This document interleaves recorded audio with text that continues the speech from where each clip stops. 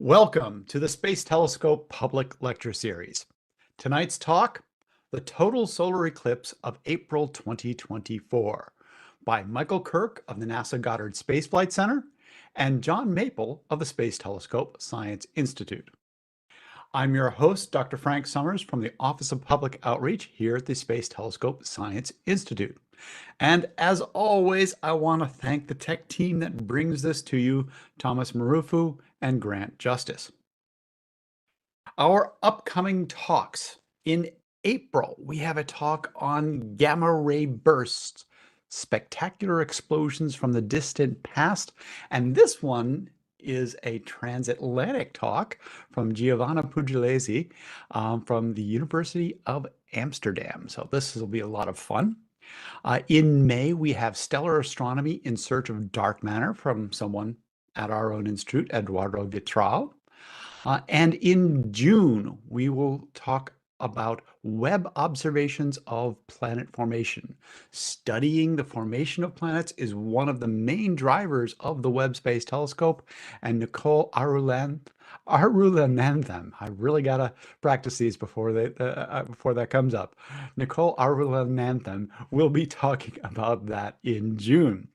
If you want to find the full schedule, such as it is, you can find it on www.stsci.edu/public-lectures. And you can see in the lower left of that screen, you can see that we have links to our webcasts of previous talks, both on the STSCI webcasting site and on YouTube. In the lower right, you can see a little box where you can enter your email address and subscribe to our monthly postings, which are reminders of what lecture is upcoming and when the lecture webcasts have been posted. Further on that website are the details of our upcoming and also our past lectures. If we go into one of those, you can see that we have the description of it. We have the links to the STSCI webcast and links to the YouTube after it has been done.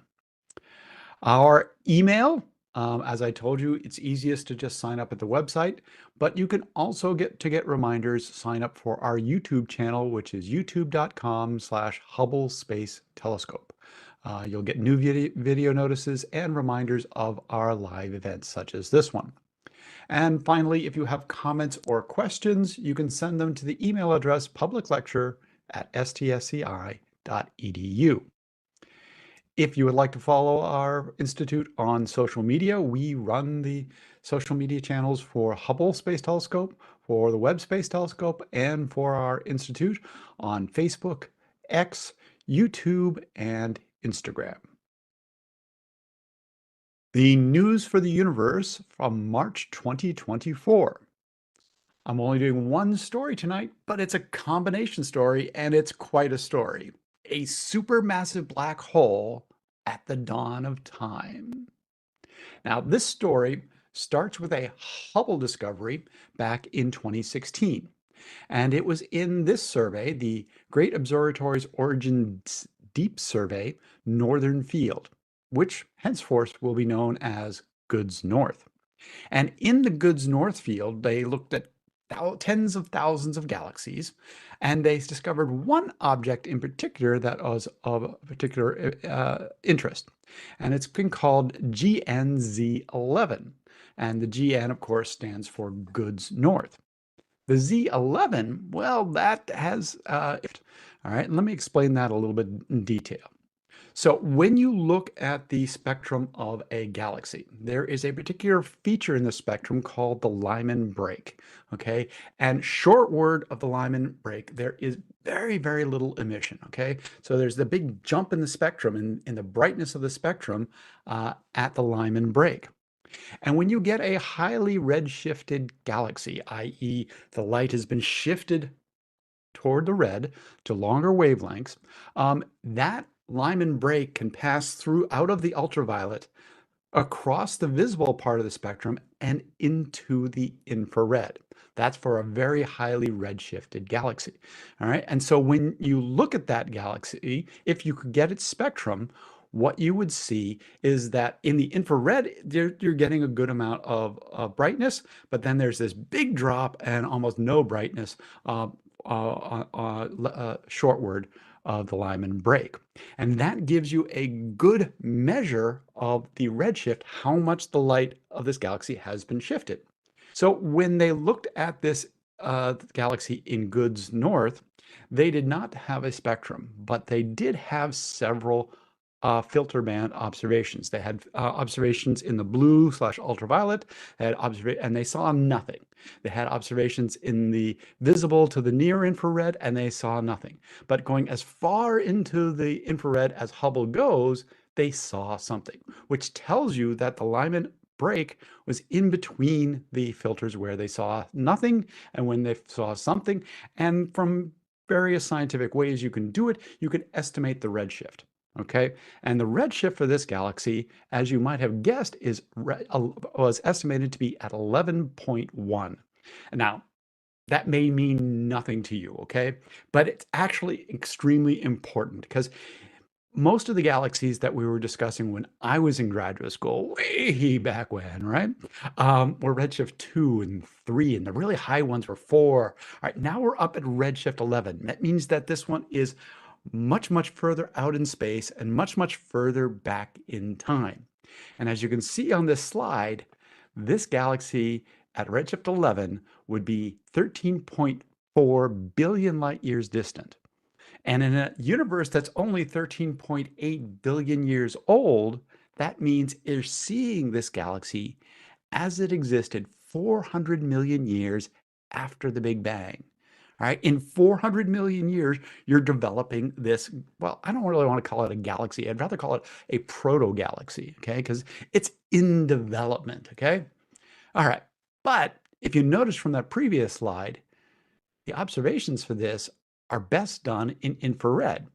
And Hubble isn't the best telescope in infrared anymore because we have the Webb Space Telescope. So Hubble did its observations of Good's North, and of course, Webb did its observations, has now done its observations of Good's North. And they don't cover the same field, but they do cover that important region where the galaxy GNZ11 is, okay? And it's actually in the lower right corner in this image, and here it is, okay? So they made sure when they did the Good's North field with Webb that they got this galaxy in the field of view. And let me blow this up for you. All right, you can see the Hubble observation is kind of fuzzy on the left, but the much clearer in the infrared, because Webb is an infrared telescope, it's got a much clearer, much finer observation of this. And from it, they can see that there is a definite core to this galaxy, okay? It's hinted at in the Hubble observation, but you can definitely see there's a core in it. And what's further is that they could tell there were winds around it, okay? And so you're getting this high density material and these winds, all right? And the conclusion from that is that this galaxy, even 400 million years after the Big Bang, already has a supermassive black hole. And they estimate the mass of this black hole to be 2 million solar masses. Now, how big is 2 million solar masses? Well, the Milky Way, the supermassive black hole in the center of our Milky Way galaxy is about 3.6 million solar masses, okay? So in the first 400 million years of the universe, you're building a supermassive black hole that's half the size of ours as it is today, 13.8 billion years into the universe. That's really kind of cool. And then, I don't know if you can see, there's a bit of fuzzy stuff around that central clump here in GNZ11. Well, they're able to take spectra of that. And in the spectra, they were able to find helium, okay? And so you can see this is the spectrum, the brightness on the y-axis and the wavelength on the x-axis. And there's a definite signature of helium. Now, but that's not unusual. We expect to see helium. But what's really unusual is that they did not detect any other heavy elements beyond helium, okay? Now think about this. In the Big Bang, you create hydrogen and helium. And then you have to have stars exploding and stars forming and stars cycling through to get all of the heavy elements. So the first stars that form in the universe are only going to be hydrogen and helium. We call these population 3 stars. These are stars that are collapsing out of the primordial gas that comes to us after the Big Bang. Now, this helium observation and the lack of other heavy elements doesn't prove that what we're seeing here are, pop 3, the first stars, but it's suggestive that we might be able to try and probe those very first stars that form in the universe and what their characteristics are. Because when you form just with hydrogen and helium, it's actually going to be a different type of formation process. The cooling as the gas collapses together is different than when you've got all these heavy elements around. So this is a really cool topic, but we haven't quite gotten there. We have evidence of the most distant supermassive black hole we've ever seen, and we have hints of the formation of primordial stars. That's really cool. All right, let's get to our main talk tonight. And the main talk tonight is by two people. The total solar eclipse is such a big event. We wanted to bring you all sorts of things, both several aspects of it. And our first speaker tonight is Michael Kirk from the Goddard Space Flight Center. He is a research astrophysicist and the leader of the Heliophysics Education Activation Team, otherwise known as NASA HEAT. He got his undergraduate degree in physics and astronomy from Whitman University and I have to say this, Walla Walla, Washington. Let's go Walla Walla. And he got his master's and PhD from New Mexico State. He then went on and became a postdoc at Goddard Space Flight Center. But then he left Goddard Space Flight Center, went on some tour around all sorts of other places, bouncing around. But he ended up back at Goddard Space Flight Center. However, he's not actually at Goddard Space Flight Center. He's in remote work, and he's actually in Portland, Oregon. He joins us from Portland tonight, where he told me that he roasts his own coffee. And is a partial investor in a winery, because I don't know if you know, Oregon has some pretty good wineries up there. So take it away, Michael. All right. Thank you very much. So let's go back one slide here. Thank you. Thanks, Frank. And I'm terribly happy to be here today because I get to be a rock star bringing you back down to Earth. We flew all the way out to the beginnings of the universe, and now we're going to go to something that's very much in front of us, which is a total solar eclipse. I imagine most of you are relatively familiar with what a total solar eclipse is, but I wanted to just give a refresher to those, and I have a couple of animations here that I particularly like. On the left, what you're seeing is an animation of what a total eclipse will look like, where you have the moon passing in front of the sun, completely blocking out the bright disk of the sun. So for just a fleeting moment, you can see the solar corona. So the solar corona is the outer atmosphere of the sun. It's this gossamer, beautiful structure that exists all the time. In fact, you could even argue that the Earth is in the outer solar corona, but we normally can't see it. It's the sun's disk, I think, is about 1 billion times brighter than the solar corona in visible light. So unless we can get rid of that bright disk that's in the way, we'll never be able to see it. In addition, I have a great little animation here that's showing you a little bit of the geometry of it. And the geometry is important because this is really special. This geometry where you get the moon blocking the sun and casting a shadow onto a body is unique. We know of no other place in the universe yet. I'm sure there's other places, but we haven't seen them yet. There's no other place in the solar system. We know of no other place in the universe where this exact alignment happens, where you get the moon perfectly covering the sun and you get the shadow projecting on it. You can also see on this animation, one reason I like it on the one on the right is you can see why we do things to scale. Because if we do things not to scale, then you can actually see what's going on. You can see light rays or light paths and shadows, umbra and penumbra there. But if we zoom out and put it into scale, everything gets incredibly vanishingly small and hard to see. So when you see that not to scale written down, Yeah, that's why. That's really why. But we're all gearing all this up for April 8th. April 8th, 2024, a little over a month from today, we are treated to this spectacular celestial phenomenon right here in the United States. And so I hope you're excited as I am. This is what we're looking at for the path of totality. So this stripe that's going from Mexico up through the heartland of the United States and then out through New England and Canada. This is the path of totality. So you have to be somewhere in this region right here to be able to see that solar corona. If you are anywhere else in the continental United States, you're going to see a partial solar eclipse. Very cool. It's worth going outside and observing, but not quite as cool as seeing the totality. I'm just not going to lie. It is really special to see totality. So, why this path is so narrow is because of that geometric positioning that we were looking at before.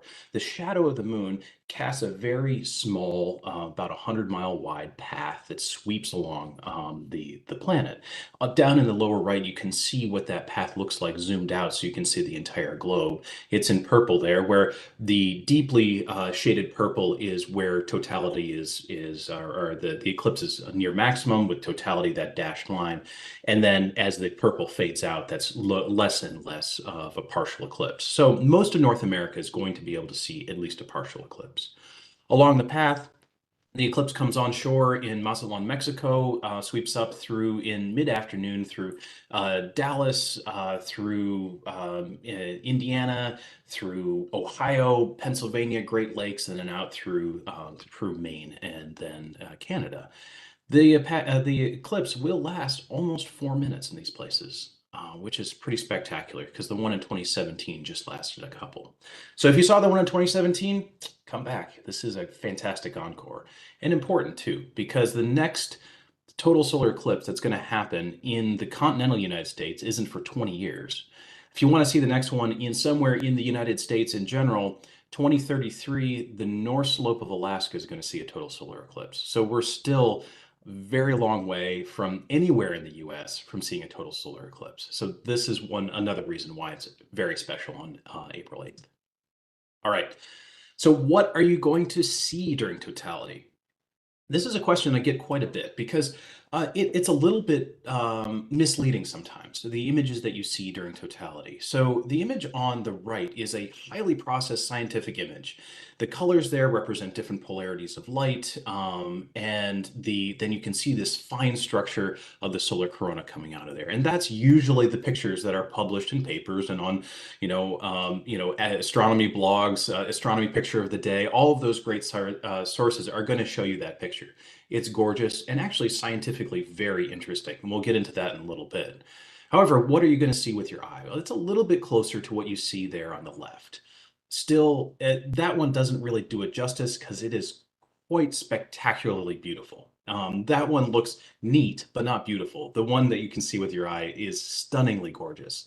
So when you do see a total solar eclipse, it's nice to think about what your expectations are for what you're going to see, because a lot of those eclipse pictures, especially even the ones from amateur astronomers, they use hundreds or thousands of images all stacked together to release all this intricate detail. And you don't often get a chance to see that with your own eye.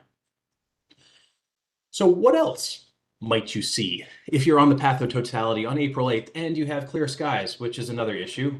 April, not necessarily the best month for clear skies, but fingers crossed, we'll have clear skies everywhere. And what will you actually see? You can actually see some fantastically interesting parts of our closest star. First of all, you're going to be able to see a red ring around the edge. This is the middle atmosphere of the sun, called the chromosphere. It's called the chromosphere, chromo meaning color, because it's red. It looks red, and it has that appearance from the emissions, the elemental emission that's coming out of that layer of the sun. So the emission comes from hydrogen gas. We got a little lesson on that earlier, so you can actually see this emission with your own eye. This is one of the neat things. So not only can you see the outer atmosphere of the sun, you can see the middle atmosphere of the sun, the corona or the chromosphere, with your eye. That's what I did my PhD on, and I spent a long time looking at the chromosphere. must be more beautiful with your eye than with a telescope, I just have to say. But other things you're going to see during a total solar eclipse, the diamond ring effect and Bailey's beads.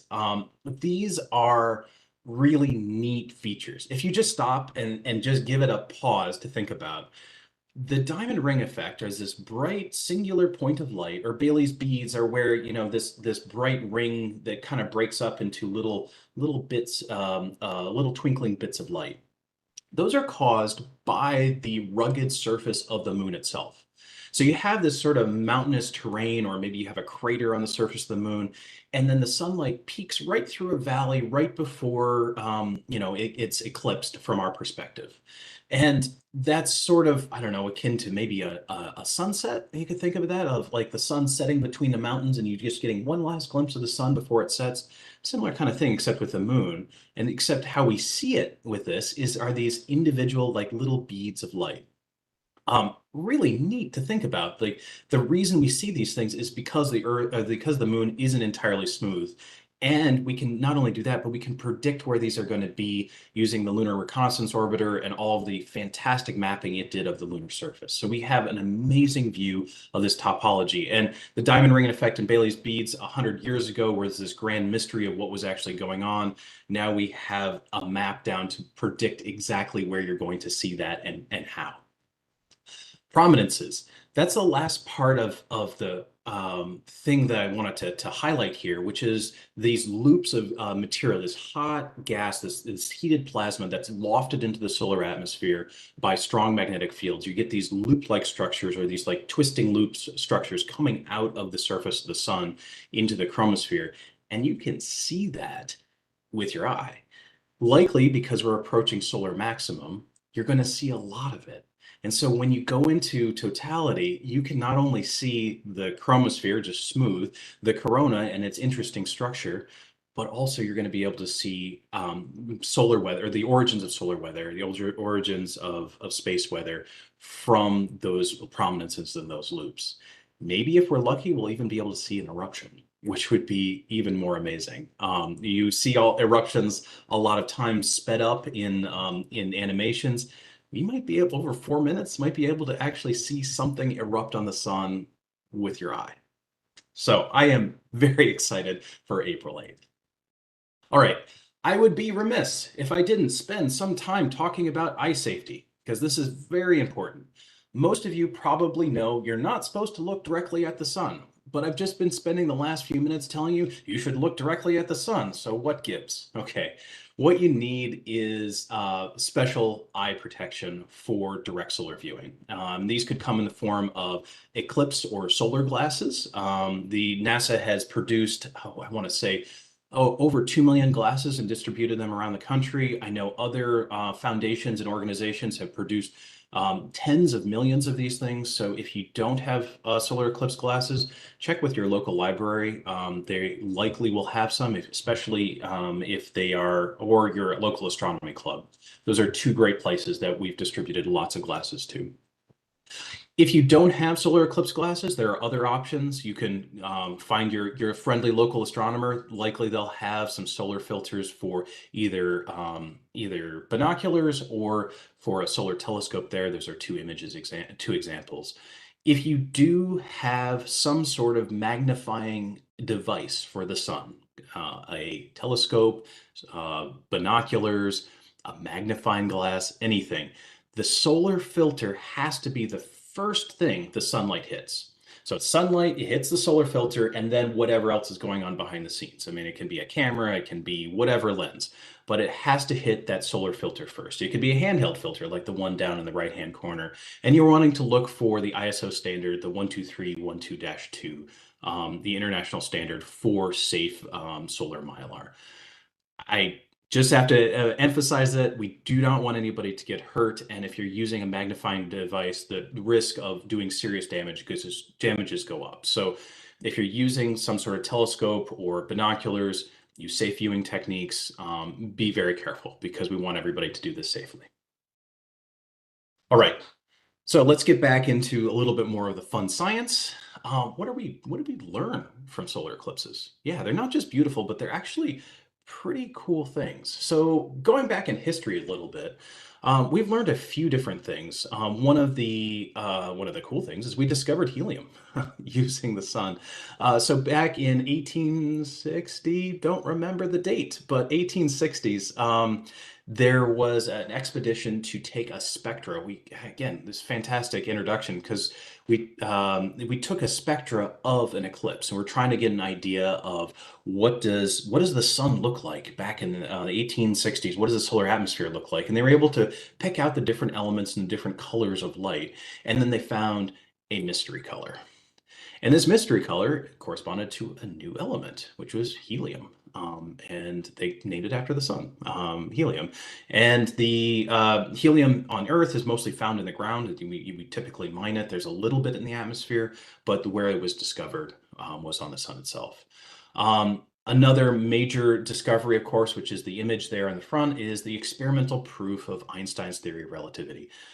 They were actually able to predict and then observe how much distant starlight was bent by the sun using a total solar eclipse. So they took images of the darkened sky of stars during the darkened sky of that during the eclipse.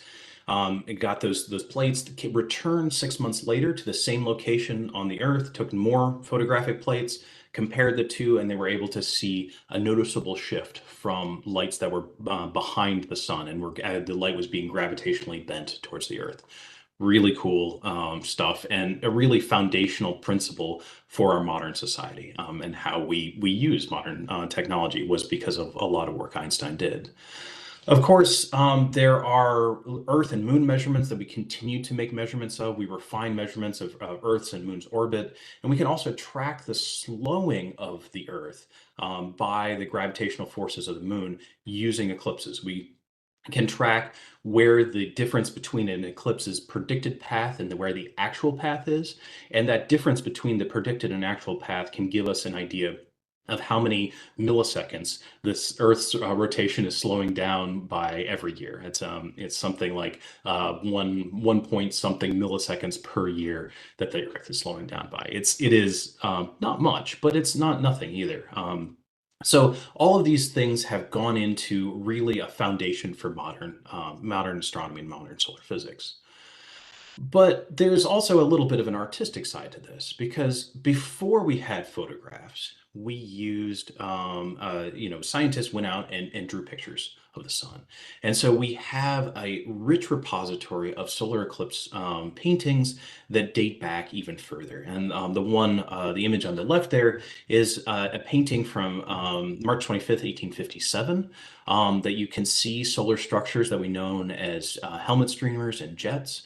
We can actually estimate the size or where we were in the solar cycle based on these images, and even estimate the size of like the polar fields, the polar magnetic fields, based on the topology and the geography of what's going on in those drawings. If you go back even further, you can look at cave paintings. So here's a likely solar eclipse in Sweden. An eclipse happened there in 1229 BCE. The cave paintings date from about that period, and there's something that looks awfully like a solar eclipse. So these events have been really impactful for humans throughout history. The cool thing is when you can spot a conclusive drawing of a total solar eclipse in like in a rock art or some other early recording of eclipse history, you can pinpoint the location, which means that we can calculate more accurately where eclipses have been in the past, which means also we can calculate how much the Earth-Sun relationship has changed over the years. So these historic observations are still valid and valuable for modern day science. More recently, if we zoom all the way up to 2021, one of the really neat findings coming out of a decade's worth of solar eclipses, Shadia Hubble, a scientist at the University of Hawaii, has been looking at eclipses for probably longer than I've been alive. And she had made a really significant discovery using an 11-year cycle of eclipse observations. She discovered that the solar corona, this outer atmosphere of the sun, remains at a relatively constant temperature over a solar cycle.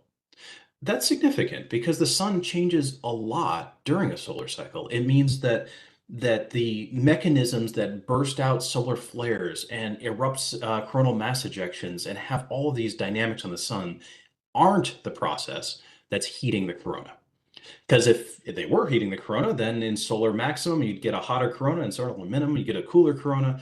No. So something else is heating the corona. So it's really helping us solve one of those foundational mysteries in heliophysics, which is why is the corona so gosh darn hot? It is millions of degrees, and we don't quite know why. We have some good hints, but we're not quite sure. So using what scientists learn about the eclipses has really impacted the science that we understand now, as well as the science that brought us to today. It's fantastic. So, in general, why do we care about eclipses in modern times? We have LRO that mapped the moon tremendously accurately. We have measurements down to the millisecond. Well, it's probably even smaller than probably down to the microsecond of how the Earth's gravity is being affected by the moon. We are getting fantastic measurements, but why are we still studying it? Well, there's the Earth-Sun relationship is one of those critical features that we don't really have a good handle on, and specifically how the Earth's atmosphere responds to the sun. And it's hard because the sun is on every day and off every night, and so this secular cycle of day-night cycle is what we have to estimate the effects of the sun on Earth's upper atmosphere. However, we have a natural experiment where we get to turn off the sun for just a few minutes, see what happens to the ionosphere, and then turn it back on. Why? Well, honestly, technology. We are a spacefaring species. We rely on space for everything. I don't think I can go to the grocery store without my GPS. And GPS signals are very affected by the Earth's ionosphere. This little diagram here that I'm showing you gives you a little perspective on what happens is that when you get these electron clouds, these electron irregularities, it can disrupt signals coming from GPS satellites to whatever receiver is on the ground. So being able to study the ionosphere during an eclipse where you can just flip off the sun and turn it back on for a bit gives us a really fantastic opportunity to take advantage of that and study the effects of Earth's ionosphere by the sun, or the effects of the sun on the Earth's ionosphere, and then how the Earth's ionosphere rebounds and changes and comes back again, what waves are propagated, how that energy passes down to other layers of the atmosphere. The other reason, of course, we are a spacefaring species at this point, and satellites, we have a lot of them. And Earth's outer atmosphere, the exosphere, puffs up when in solar maximum, when there's a lot of solar activity, there's more ultraviolet light that is absorbed by the upper atmosphere, the ionosphere and the exosphere, and it will actually expand. It'll heat up and expand. Well, that means that any satellites that happen to be up that far will just get a little bit more drag. They'll run into just a little bit more atmosphere. When satellites run into a little bit more atmosphere, that means their orbit changes just a little bit. And over time, that can change the lifetime and the characteristics of the satellite. So this is where a lot of Department of Defense and the different military research branches are very interested because they have a lot of assets in space. NASA does too, of course, but we're both very curious about how the satellites change their orbit and how satellite drag changes based on effects from the sun. And we can do that a little bit more carefully, a little bit more accurately with this natural experiment. All right, so let's get to brass tacks here. Specific science investigations done during the 2024 solar eclipse funded by NASA. So there are 6 of them that I want to highlight. First, there's going to be some eclipse chasing, except not eclipse chasing with a car, but eclipse chasing with NASA's WB-57 high altitude research aircraft. So this is going to be flying at about 50,000 feet above Texas and chasing the eclipse. When you fly at that altitude, you get above the majority of the water vapor in the Earth's atmosphere, which means that any wavelength of light that's preferentially absorbed by water vapor is now visible to you. And so you can really do some interesting experiments. So This is this one of the this first experiment is a follow-on to something that was done in 2017. This is data that the team took, the Southwest Research Institute team took in 2017, and or calibrated to expose visible light structures as well as infrared light structures. So they're going to be targeting the infrared wavelengths and imaging at extremely high resolution and high cadence. So taking a lot of images in a short amount of time. In fact, one of their science targets is to look for asteroid belts that maybe are undetected right now. Maybe they're in the orbit of Mercury and haven't been seen yet. But using this infrared technique, they might be able to detect them as well. So it's a fun follow-on. They're going to get information to compare with 2017. 2017 was near solar minimum. Now we're near solar maximum, so there's interesting changes as well. So Shadia Habal's team out of the University of Hawaii is also flying on the WB-57 aircraft. They're flying spectrometers, and they're looking for chemical composition and specific flows, outflows from the corona. So using spectrometers, you can actually measure changes in velocity of material, and so they're actually going to be able to track material as it leaves the chromosphere, it moves into the corona, and then further out. So that's also flying on WB-57 for the same reason as the other team. When you get above the clouds in the Earth's atmosphere, you can see a lot more interesting things. So hopefully they're going to have good weather no matter what, because they're so high up in the sky. That it'll be great. So that's another exciting WB-57, and you can see a nice little animation of the aircraft there. Next, there is a contest. I'm using that word lightly. It's a friendly contest for amateur radio astronomers. So this is the ham radio community, or ham sci, led out of the this project is led out of the University of Scranton.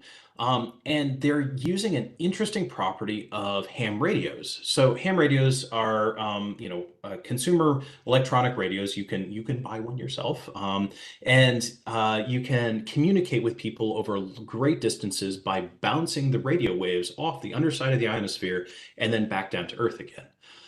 So when you have these bounced waves between 2 points, you have a really neat little neat experiment where you have point A on the surface and point B on the surface and some arc that connects the two.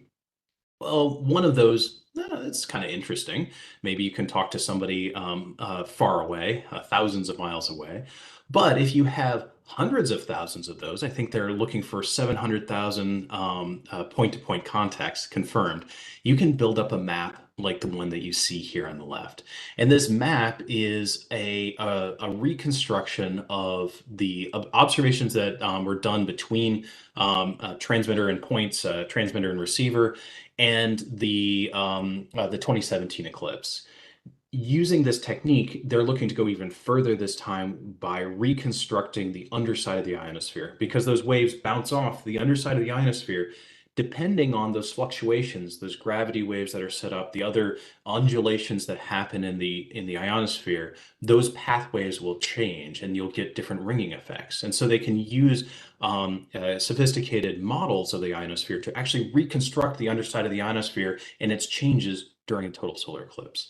So this is research led, but it relies on a large community of ham radio operators. If you yourself are a ham radio operator or know of somebody who is, I would highly encourage you to join this project. They're always looking to recruit more people, and it's incredibly valuable. This science will really go a long way to discover the dynamics of how the ionosphere is changing during an eclipse. Another team that's targeting the ionosphere is the Super Darn network. So this is a auroral radio network. There are radars set up across the world. They're going to use these radar networks again to study the ionosphere and specifically looking at a little bit more of how the ionosphere transfers its energy through the atmosphere. So the ionosphere reacts to the solar eclipse, but then it relaxes after the sun comes back, relaxes in a sort of a physicsy word of relaxes, as in it returns to its normal state again with a lot of sunlight. But all of those changes somehow propagate and yeah, propagate out from that effect. And Super Darn is looking to track those changes and understand how they change. Number five that I wanted to highlight was a radio telescope. So most people think of radio telescopes as looking at deep space objects, and you had the like large Arecibo disk or large Arecibo antenna that was going deep out, observing the deep cosmos, or some sort of large interferometry array. This one is using a single disk antenna to observe the sun. You're like, wait a minute, you're observing the sun in radio. Yeah, the sun emits all wavelengths of light. So typically the Golden Valley, what is it? Goldstone Apple Valley radio telescope observes the sun in this sort of pattern where it zigzags across the sun, taking measurements, and you build up an image sort of like the one on the upper right-hand side. Interesting. I mean, you get some changes. You can see some hot spots of where solar magnetic activity is. Fairly low resolution, though. If you change your reception wavelength, so you're looking at 8.4 gigahertz, you can distinguish a little bit more, but you are really pushing the limits of the natural physics of radio waves, as in they're big, and it's hard to see small things with big radio waves. If you use an interferometry, you can actually derive that EOVSA image there, and you can see a lot of different artifacts through there. And then for reference in the lower right-hand side is the sunspot magnetogram, where you can actually see the ground truth, the actual magnetic fields that are measured on the sun using a space-based system. Okay, so what this team is doing, really a fun idea, is they're using this moon's disk as a natural occulting disk to watch it slowly cover up an active region, one of these magnetic hotspots on the sun. And as the solar disk slowly covers up, they can just sit and take measurements over that spot over and over again and get an ultra high resolution image of what that spot looks like. So they're not going to just see a solar active region like the ones that are on these examples here, where it's just sort of a bright blob. They're going to get extremely high resolution images of what an active region looks like in radio wavelengths. It's a really fun idea to use the natural geometry of the moon, and they're going to get some amazing science out of this. I hope I can come back to you in like a year and tell you all about the fun findings. Last but not least, NASA is doing a sounding rocket campaign as well. This is where we launch a suborbital rocket. It's launching out of Wallops Island. It's going to go up to about, I forget the maximum height. It's about 100 miles, I believe, and fly up into the ionosphere and take measurements as it's on its trip up and on its way back. So they're actually going to launch 3 rockets. This is a follow-up campaign to the annular Eclipse campaign launched out of White Sands, New Mexico. Similar campaign, 3 rockets before, during, and after the eclipse. And then they're going to do the same thing in Wallops Island. Again, probing the ionosphere, but this time they're actually flying through it. They're actually going up into it and out of it. So they can measure densities. They can measure magnetic fields. They can measure the ionospheric or the ionization state of the ionosphere, and see how that changes based on the total solar eclipse. So all of this is part of a bigger effort by NASA called the Heliophysics Big Year. So I wanted to just spend a last few minutes talking about the Heliophysics Big Year. This is an initiative that NASA has put together to really bring everybody across the nation into heliophysics for a moment. So many of you might not know the word heliophysics. Maybe it even sounds sort of intimidating, heliophysics. But the big year is an opportunity for everyone who has an interest in the sun and the sun-Earth relationship to get involved. It started back in October 14th with the annular solar eclipse. This is where we saw this moon pass in front of the sun, and we had this ring of fire effect around the outside back in October. Of course, the main event, April 8th, 2024, the total solar eclipse. And then this big year, in all the meanings of the big year, as in it's more than a year and it's also just full of a lot of cool stuff, is wrapping up with the closest approach to the sun by Parker Solar Probe. So Parker Solar Probe is NASA's heliophysics flagship mission. This mission is flying closer to the sun than humanity has ever flown before.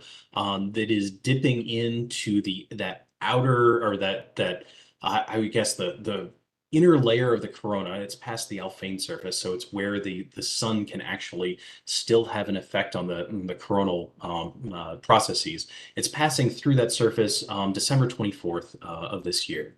So what this year represents is an opportunity for you to participate in some of these events, see it at an eclipse, pay attention to Parker Solar Probe's perihelion, but also to think a little bit about how the sun affects your life. There are monthly themes, and NASA social media is pushing out those themes. But what I really would challenge you to do is just take a minute to think about the sun's relationship on your life and how you think about the sun. The sun is our closest star, but we often think of it as weather. And so this year really gives you a bit of time to think about how the sun affects your life and understand those processes.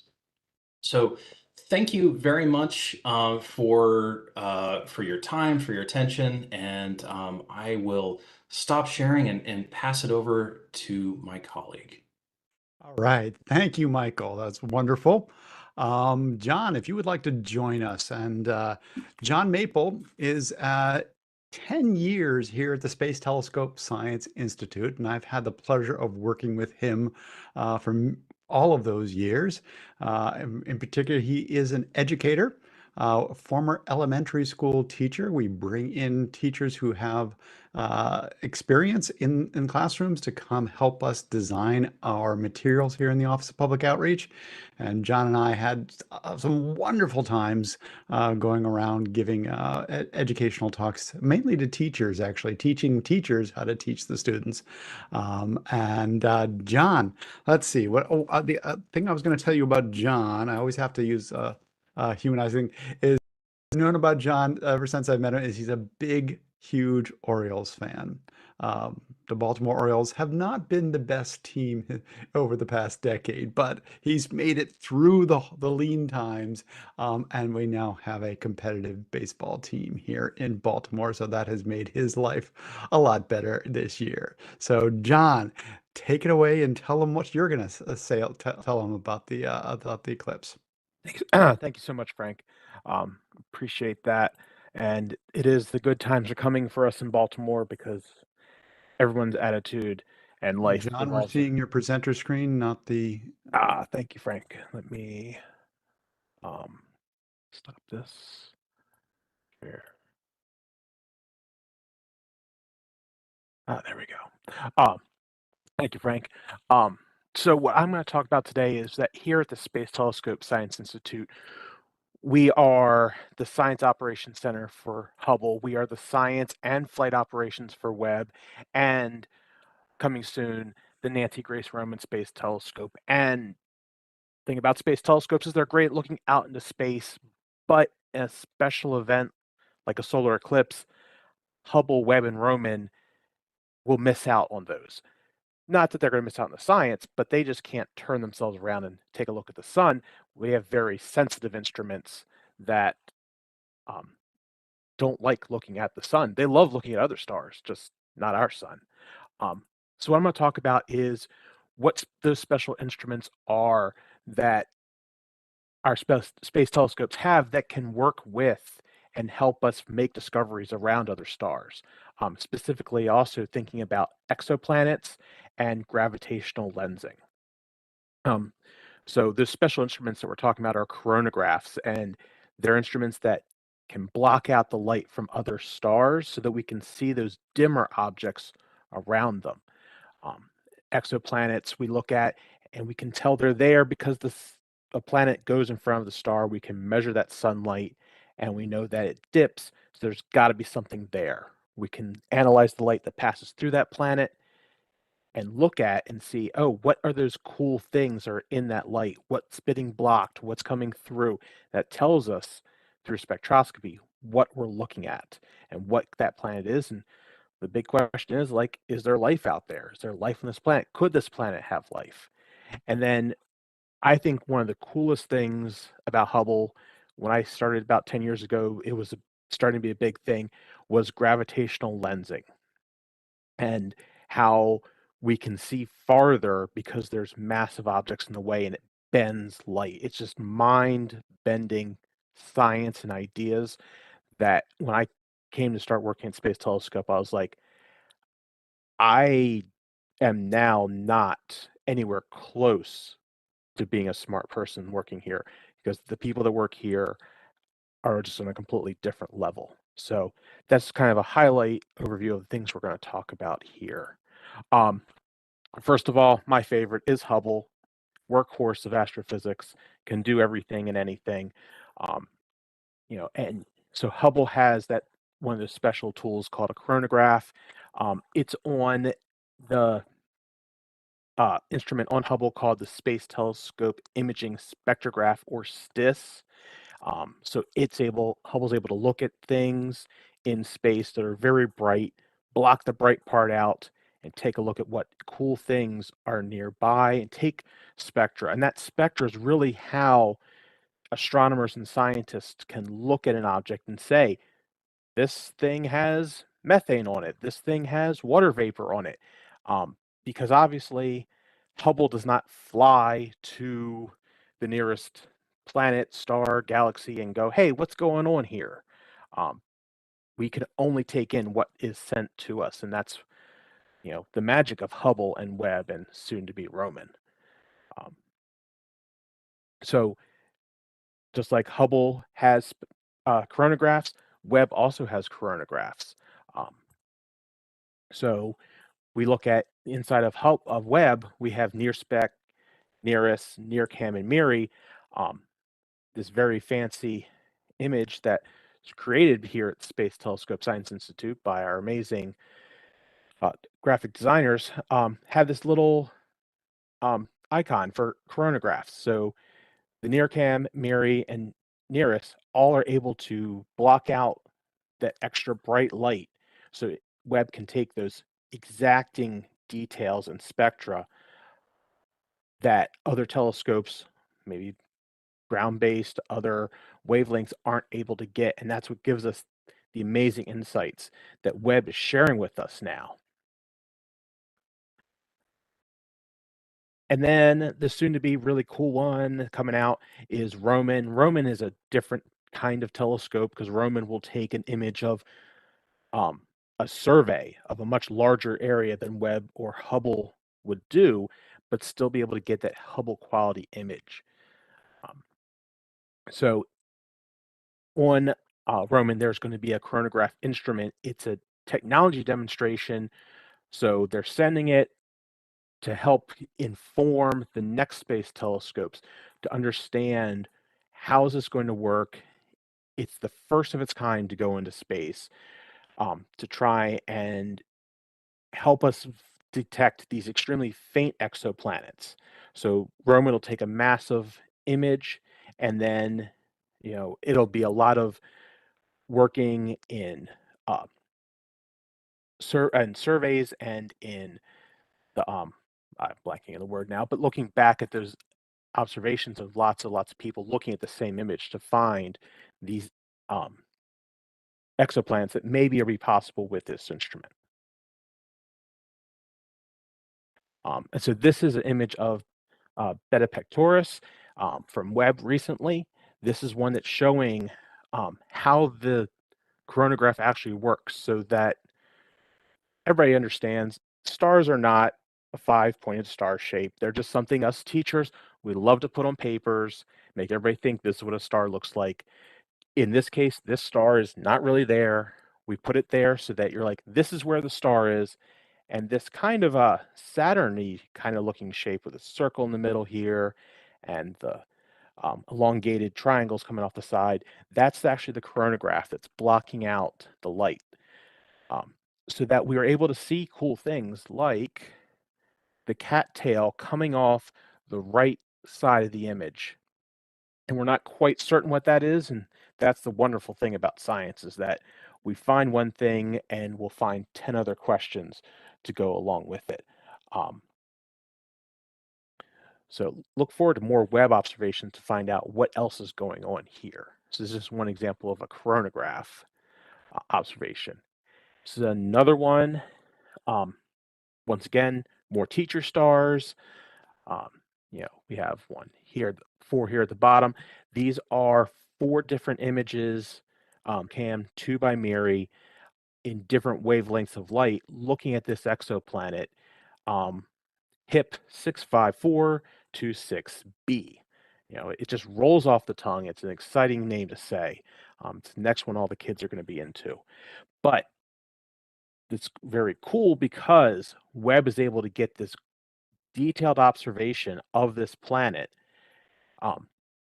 because our coronagraph can block out the light, and we see these individual images. These 4 images here are not 4 different planets. They're all for the same planet. So coronagraphs, very powerful to help us find more things in space that you can't see. Now, as I said before, that with the eclipse, we look for other eclipses. Those are exoplanet transits, where we see one body pass in front of another so that we can measure that light. Kind of like in this diagram here. A lot going on here. We'll talk through it here. So we have this big light gray ball. Let's say that's our star that we're looking at, and orbiting around it is the planet. And we can see in this kind of circular graph beneath that is the amount of light that we can observe as the planet's orbiting around the star. So we can measure this bump that goes down and back up. And that amount of light that we can see is what astronomers look for when they're going, we have an exoplanet. Let's find out what's going on here. So there are multiple ways to find an exoplanet, but according to, this is from NASA's exoplanet exploration, 4,156 planets have been found through this transit observation way of discovering exoplanets. The next closest one is 3,000 away. So transit, exoplanet transit observations are the best and most productive way that we have found exoplanets looking through the stars. Now, if you want to go yourself and go, I want to see what are these planets, NASA has a great applications called Eyes on Exoplanets. You can explore all of these worlds. In this application, you can find exoplanets discovered by individual missions. You can find by individual, get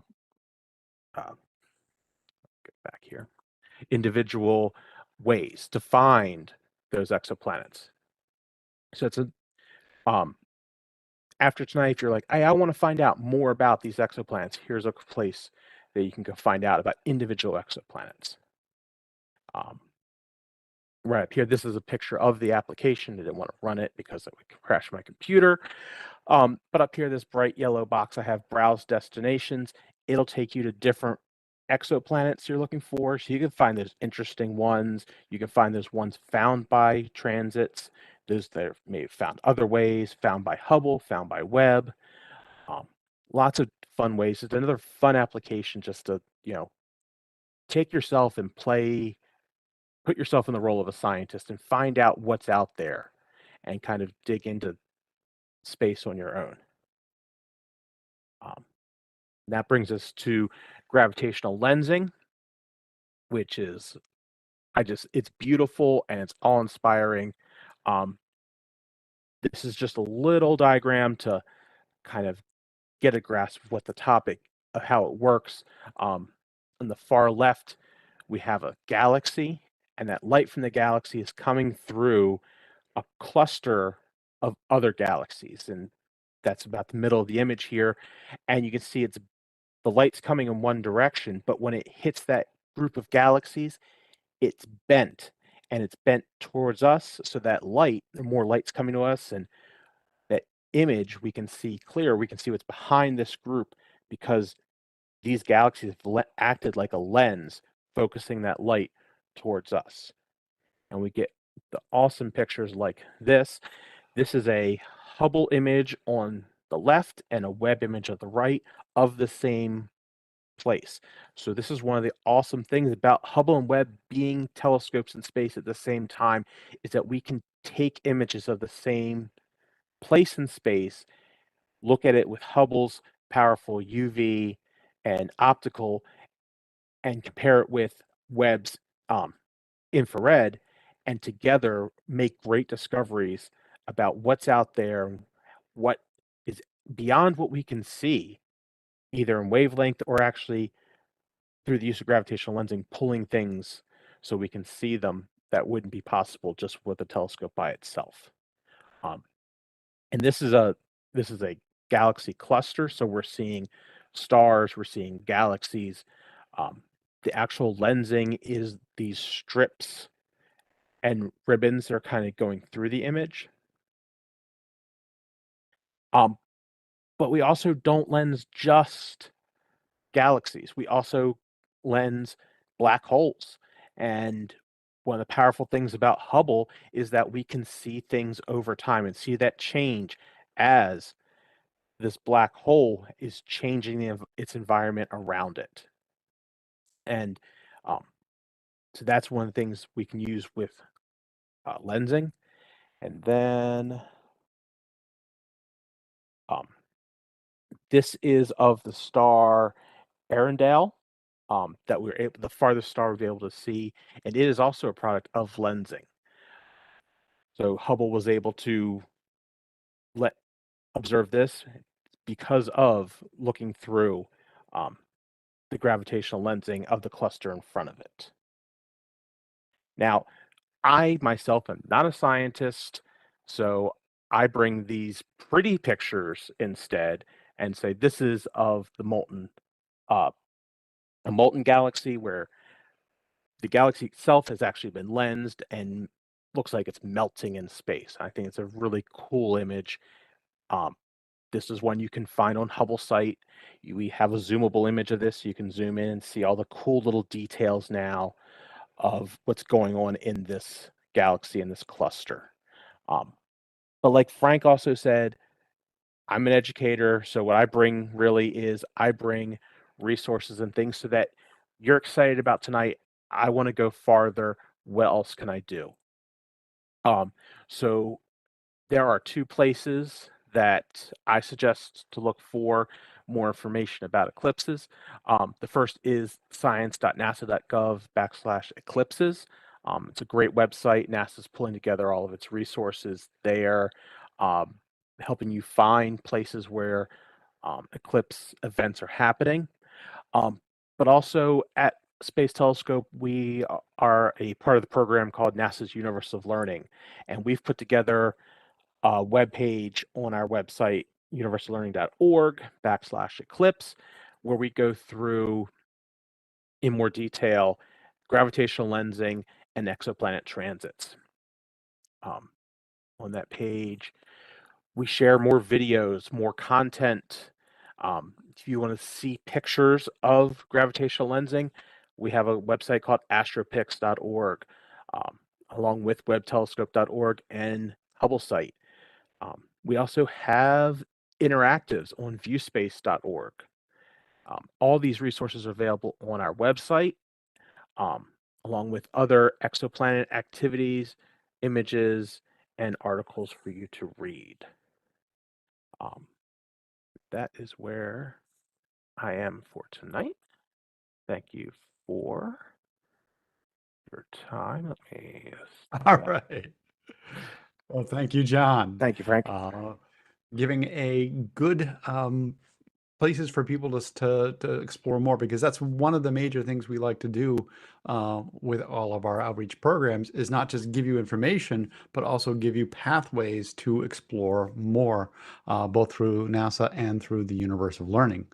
Thank you both for your presentations on it. I have a couple, well, now into the question and answer section. So I have a couple questions. When people talk about, well, first of all, to demonstrate Michael's adherents to say, look, you got to have good solar eclipse glasses. I went and grabbed my solar eclipse glasses from 2017, and I absolutely cannot see anything. I've got a bright light shining in my face.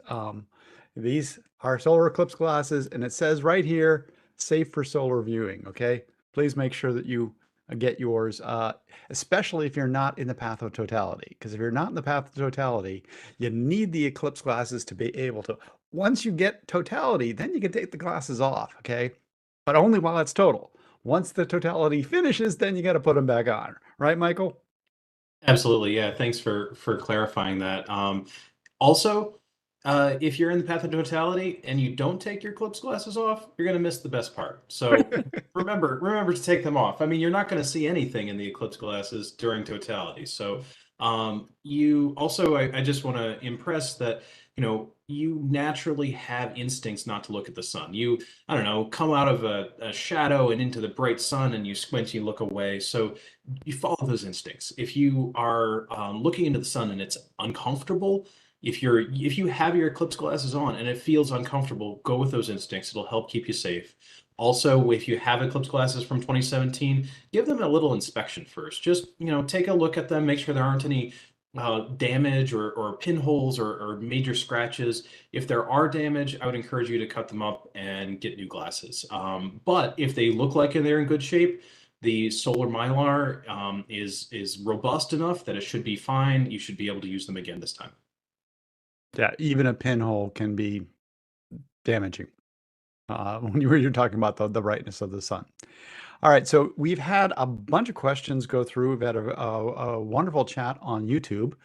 Grant has been following the YouTube chat and recording interesting questions. So Grant, you wanted to join us and tell us what you found on the YouTube chat. Absolutely. And our first question leads right into what you were talking about. If you wanted to have a good viewing experience, what would you suggest other than specially designed solar glasses in order to do a proper observation? So yeah, there's a few different options for observing an eclipse. One, of course, is the eclipse glasses, right? Another great way is using indirect methods. Most people, at least I remember growing up and seeing a partial eclipse, and you have a cereal box or a box you stick on your head, and you put a pinhole in the side. There's actually instructions on eclipse or science.nasa.gov/eclipses. Yeah, thanks, John, for mentioning that. So if you want to build a box like that, you can. Ultimately, pinhole projection is actually a really fun way of observing a partial eclipse. So if you're going into totality or you are not going to experience totality, get a piece of cardboard or just a sheet of paper, some sort of heavy stock paper, and make a design of pinholes with it. Just punch a bunch of holes, and then you can move it above the ground, and you can make a design yourself, and you'll see all these little crescent shapes. So you're creating a camera for yourself, a camera obscura, the original camera, to observe the eclipse. And so you can see all these crescent patterns. Also, go out and observe a tree in the bright light, and you'll see all little crescent shapes. You can see some really beautiful things. In addition, take a look around at the world around you. Especially as you're going to totality, animals will start behaving differently. There are all sorts of anecdotal accounts of animals doing weird things. So keep your eyes out for that. You don't know. And just also take a look at your neighbors and the people around you that are observing this eclipse. People, especially in totality, it's an emotional event, and people have an emotional reaction to it. It's worth taking a moment and appreciating that, because you're there at a very special moment in the grand scheme of the cosmos, one single place and one single time, in order to witness this. So I would say a holistic viewing is the best way of doing it. Looking at the around you, looking at the light itself. If you have eclipse glasses or some sort of ways to do it, look directly at the sun, do a direct solar viewing. If it's clouded out entirely, tune into nasa.gov. We'll have a live stream going the entire time, and we'll have live telescope feeds, and we'll still be able to bring you all that great eclipse footage. Yeah, that last comment about it's clouded out. This is April. There's going to be a lot of clouds, especially up in the Northeast. If you really, if I've got a friend who's going to Cleveland for the eclipse, and I was like, you're going to have a 50-50 chance of whether or not you're going to see the eclipse or not. And so if you can get down southwest into Mexico and to Texas and such, you have a much higher chance of seeing it. But there was one other piece of advice that always struck me. If you're going to see your first total solar eclipse, just watch it. Okay. Don't try to take photographs and observations because the few minutes pass so quickly. Really enjoy it. And then you learn all the things that you'll need to know to really totally prepare.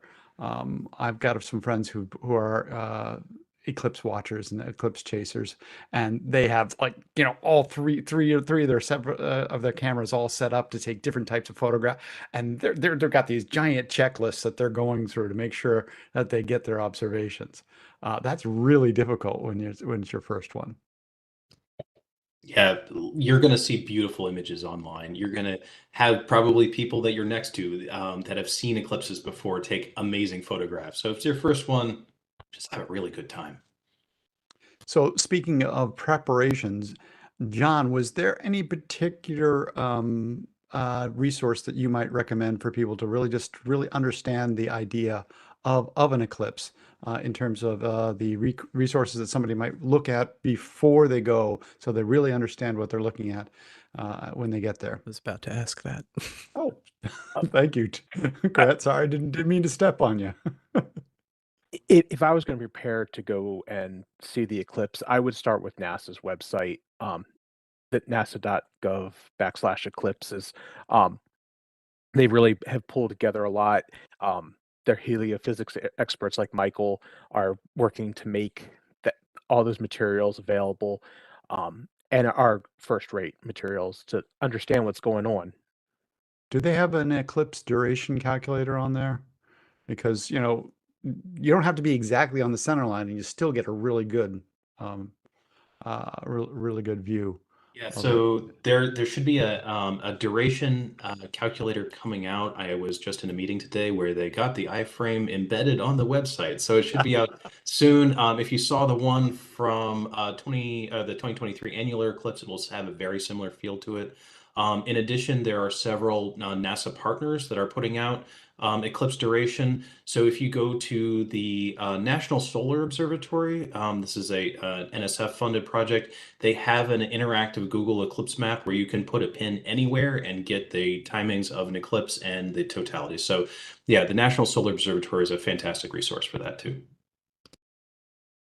Fantastic, Awesome. because it's important for people to know how long you find the place you want to be and how long the eclipse is going to be, but also if you can't get there, how much of a partial eclipse are you going to get? We're going to get what, 80% here in Baltimore or something like that, or 85? I think it was around that. Yeah, that's It was larger than I expected because we're well off the eclipse line.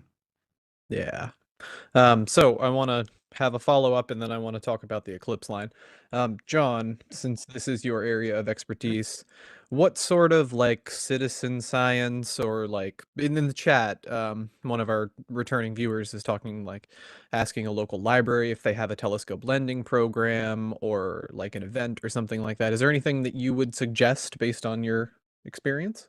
Not necessarily for the eclipse and for borrowing a telescope, but if you're interested in participating in a citizen science experience with exoplanets, Universal Learning has two programs. One is DIY Planet Search. You can find that on our website, and Exoplanet Watch. I would start, if you're brand new at it, start with DIY Planet Search. It's a much smaller, easier entry into the program, and then Exoplanet Watch is for that little more into it, experienced amateur astronomer taking data and sharing it with the whole community. Thank you. I always like to highlight that because I don't think the majority of people who interact with the content know that they can be a part and make help do what we all do and get to talk about. Okay, so that will lead us into the next one, which is, are there going to be any cascade effects from this? Is the eclipse going to cause interruptions or disruptions for other types of observations, other science going on at the time? In general, no. The eclipse is is an anticipated enough event that if an observatory that is going to be along the path is going to make observations, takes advantage of the eclipse to make observations related to the eclipse. There's going to be planets visible, for example. There's a chance if you have a correct setup, you could observe Mercury too. It'll be right outside the limb of the sun. So it's going to be a fun time. I think you can see every planet that is observable with the naked eye during the eclipse. I think they're all above the horizon. So if you're in totality, there's a chance to see all of them. Of course, caveat. So cool. Yeah, it would be amazing. You have to get a place without trees and clouds and like lots of things gonna get in the way. But if you are an enthusiast along that route for nighttime observing, look up their star charts because you're gonna see some really cool stuff. From the light pollution. Oh yeah. But in general, other things, we do know that eclipses cause scintillation in the atmosphere. So there are pockets of electrons and charged material up in the ionosphere. So if you rely on GPS for any sort of fine alignment, it can cause disruptions there. So I mean, if you're using an amateur telescope with GPS aligned, probably not an issue because it locks onto a signal and it's just going to sit there. If you're trying to land, like, I don't know, a jet on an aircraft carrier, yeah, you might want to take that into account. So to varying degrees, there might be some disruptions, but in general, it should be pretty minor and pretty fleeting. I mean, I think that one of the bigger impacts on science is that, you're going to study the ionosphere and how it reacts and how it changes. And that helps us predict how all those satellites in low Earth orbit, which, by the way, includes the Hubble Space Telescope, what kind of atmospheric drag we'll be able to predict better the atmospheric drag. Hubble is safe, as far as we know, for another decade or two. But this understanding that we gain during these eclipses will help us refine those numbers.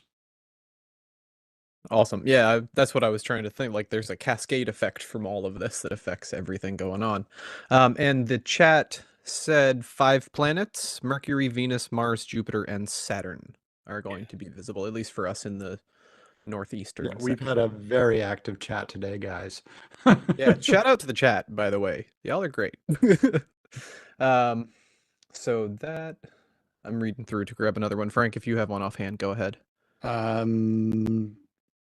Let's see. Well, John mentioned NASA eyes, and I would just you mentioned eyes on exoplanets, but they have NASA eyes on the solar system, and they have a ton of this NASA eyes. I just would recommend that as a general resource for if you go to eyes.nasa.gov, I believe it is. Mm-hmm. Yeah, you're correct, Frank. Because that's a great resource for many different topics and such. Okay. Absolutely. The other thing that I wanted to give Michael a chance to complain about something. You talked about solar prominences, right?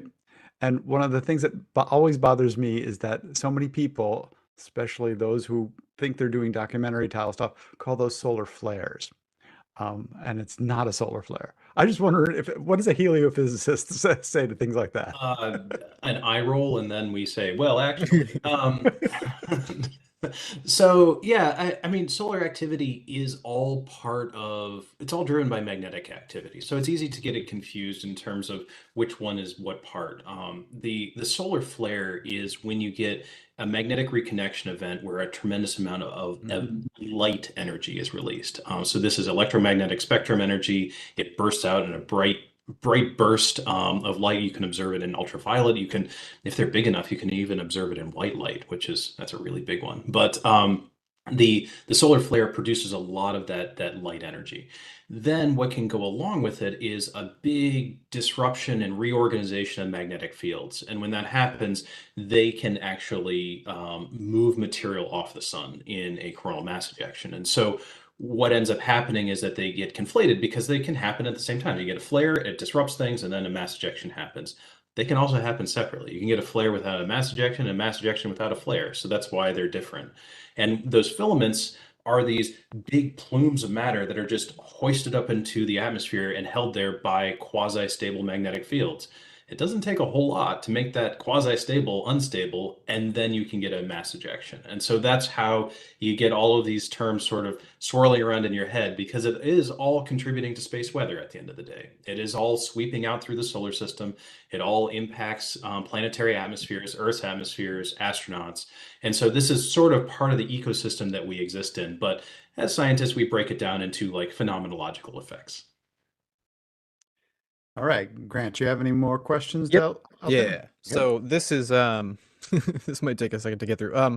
So JWST is obviously too far out. It's at L2. It's not any way involved with this, and I would imagine that Hubble, it's too close to be a realistic observation for Hubble to do anything related to this, because it's essentially like right next to it in galactic terms.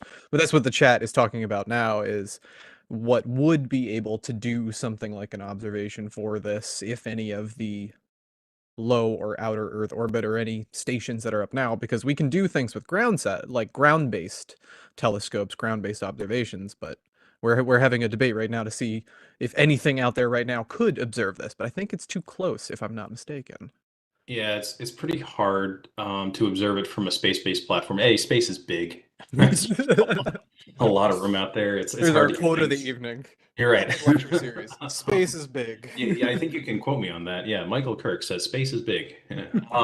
Or you I'll can just use that. ask the scientist. NASA scientist says space is big. End of story. Anyway, so so it's hard to get assets positioned in the right place. Even getting something that's maneuverable like the International Space Station in the right place at the right time, it's hard. It's challenging to get those orbits adjusted, and it takes a lot of time of preparation. The one sort of, I don't know, maybe it's a bit of a cop out, but it's worth mentioning, is the Discover satellite that's sitting out at L1. It's between the Earth Sun, the first Lagrange point, and it's looking back at the Earth, and you get a full view of the Earth, and you can see the shadow of the moon going across the Earth's surface. And sometimes you can even see the moon transiting in between the satellite and the Earth. Look it up online. There's some really cool images. They don't look real. That's how cool they are. They look like they're simulated, but they're actually real images of an eclipse happening. Yeah. So that movie of the dark spot moving across the Earth, I use it every time I give an eclipse talk. Yeah, That's so cool. Beyond that, in terms of solar viewing telescopes, yeah, they're just not in the right place. They don't have the right geometry to be able to take advantage of it. So the ground is really your best bet. All right. Valid. I have a interesting question, because you mentioned that Earth is slowing down 1.8 milliseconds every year, or something like that. I think it's every decade. I think I every said year, decade, but I whatever. think I misspoke. But yeah. But it's all right. But the point is that Earth and the moon are slowly getting further and further apart. So one of the questions I never bothered to answer for myself, but I've got a heliophysicist to answer it for me. How many millions of years before we will no longer be able to see a total solar eclipse? The moon will be too far away, and we'll only get the at best annular eclipses. Yeah, that's a great question. And in fact, we're a little bit past that golden era. We're getting more annular eclipses than total eclipses, just by a couple percent, but we're past that peak. It'll be another 500 million years. So yeah, we got some time. But that it's slowly changing. You're right. And so as the moon drifts further away, that perfect alignment gets less and less, which means that to see a total solar eclipse now, the moon has to be closer than average in its orbit in order to see it. So yeah, it is changing, and eventually it will only be annular eclipses, and eventually we'll just get a transit. If you go look up the transit on Mars, some of the Martian rovers, you see a Phobos or Deimos transit across the sun, and that's that's eventually what it'll look like here on Earth. Again, we have 500 million years, give or take. These calculations get pretty difficult once you start trying to extrapolate out for millions of years. But about 500 million years. Yeah, factor of 2 in there. Yeah, I gotta say that shot of Phobos going in front of the sun from Mars is just One of the great science shots ever. All right, we're getting towards 9:30. Grant, do you Sure. have it in? I One more got question or two quick more? Okay, ones, two more depending questions. on Let's go. if you know what the first one is. Let's see. Fort Worth Astronomical Society. Welcome. Shameless But plug. also, yeah, talk about the Soundscape project. I don't know what that means, but you might know what that means. Yeah, so NASA Soundscapes is a fantastic citizen science project. So that is run by the ERISA Lab. They solicited a whole team of volunteers to get these specialized equipment, these listening devices, to actually record nature sounds before, during, and after an eclipse to get an idea of how nature is reacting to an eclipse. So insects, birds, animals, that sort of thing. They no longer have the time in order to ship them out anymore. So now they're recruiting observer listeners. So you can go to eclipsesoundscapes.org and sign up to be an observer and run an observing campaign, take notes for yourself. You can help out teams that do have these listening devices and really participate and contribute. So that's one of those citizen science campaigns that is, as much as you want to participate, you can do it in sort of a minor way, or you can get incredibly involved, help with data analysis, and really get plugged in. And so that's a really fun one. The other one to check out is Sunsketcher, sunsketcher.org. This is a University of Western Kentucky. They are trying to determine if there are gravitational anomalies in the sun, like, I don't know, dark matter in the sun, other gravitational anomalies, other flow patterns we're not seeing. And so what they're doing is recruiting as many people as they can to take images using their smartphone of the total solar eclipse. They're going to aggregate these hopefully hundreds of thousands of images together and get an incredibly accurate view of what the eclipse is, compare that to simulations, and see if there are any slight differences. Again, one or two images not going to help out, but if you get that power of statistics, you can really beat down the noise and actually start making some really cool measurements. So sunsketcher.org is another one to check out. All right. Okay, last question, Grant. Unless John has anything to add with that, I think that's a perfect place to end. Okay. We got lots of opportunities for you to go out and observe the eclipse with your eclipse glasses. Okay, just making sure we say that yet again. You can never say that too often, right, Mike? I think I have to go, if I don't say eclipse at least once an hour, I think I don't get paid or something. There we I go. think that's how Okay. it works these days. Yeah. And so please get out there and even if you're not on the path to totality, get some eclipse glasses, observe the partial eclipse, read about it, understand, and as Michael said, try and understand our relationship with the sun here on Earth and how it affects us here. Go to those websites that John gave you and try and learn what you can and see how it's not, we have eclipses on exoplanets. That's how we discover exoplanets with eclipses. We create artificial eclipses in our telescopes in order to see planets around other stars. You know, there's this science of eclipses extends everywhere. All right. Okay, next month, I just remind you, on April 2nd, gamma ray bursts, spectacular explosions from the distant past. We'll see you then. Thank you for watching.